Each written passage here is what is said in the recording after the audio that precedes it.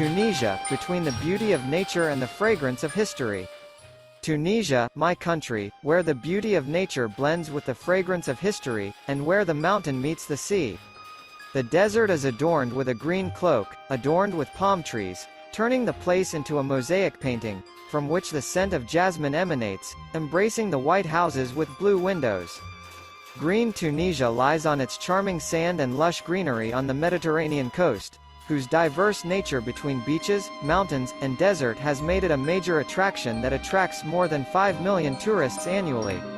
All of this beauty that appeals to the hearts of visitors to Tunisia is matched by other diverse wealth in Tunisia's history, culture, and heritage, as well as excellence in other tourist service facilities, such as luxury hotels, coastal resorts, and numerous entertainment venues.